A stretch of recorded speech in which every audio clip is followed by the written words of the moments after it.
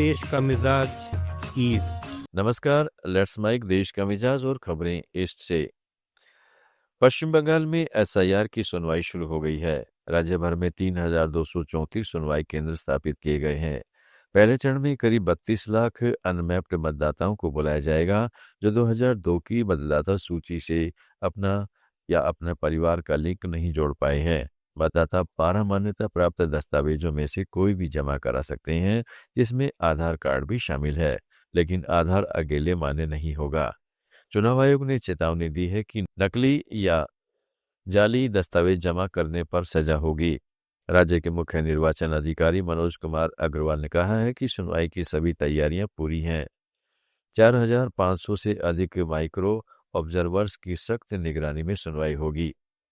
केवल अधिकृत कर्मी जैसे ईआरओ, एईआरओ, बीएलओ और ऑब्जर्वर्स को ही केंद्रों में प्रवेश मिलेगा।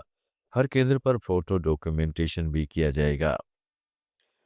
केंद्रीय शिक्षा मंत्री धर्मेंद्र प्रधान ने ओडिशा के राउरकेला में नेशनल इंस्टीट्यूट ऑफ टेक्नोलॉजी के नवनिर्मित कॉरिडोर स्पोर्ट्स कॉम्प्लेक्स का उद्घाटन किया।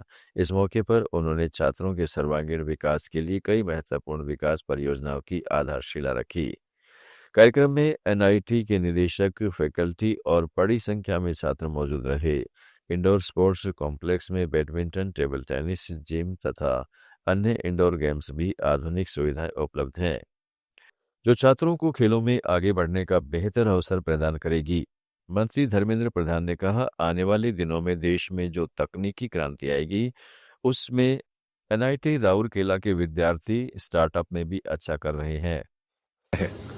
मैं राउरकेला एनआईटी को यहाँ कैंपस आके उनको बधाई देने के लिए आया था, शुभेच्छा देने के लिए आया था।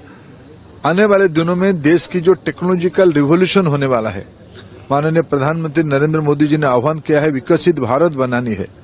उड़ीसा 2036 में विकसित उड़ीसा की ओर जाएगा।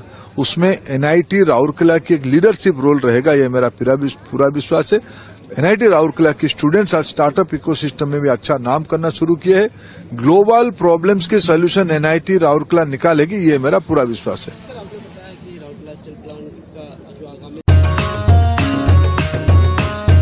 लेट्स माइक देश का मिजाज ईस्ट।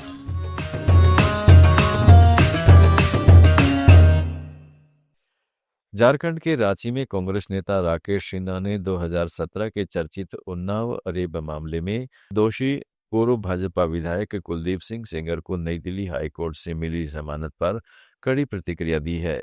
उन्होंने कहा है कि पीड़िता ने जब राहुल गांधी से मुलाकात कर अपना दर्द बताया, तब जाकर सीबीआई जांच में आई।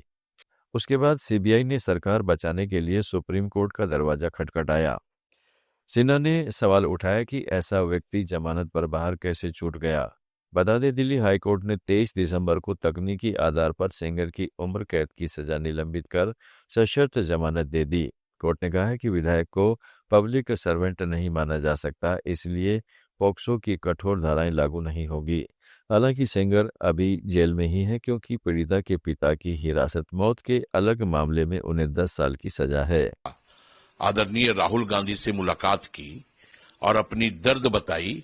उसके बाद सीबीआई रेस हुई। उसके बाद सीबीआई सरकार को बचाने के लिए सुप्रीम कोर्ट का दरवाजा खटखटाई। प्रश्न यह है कि ऐसा व्यक्ति जमानत पर छूटा कैसे? आप कुलदीप सेंगरा को जमानत दे देते हो।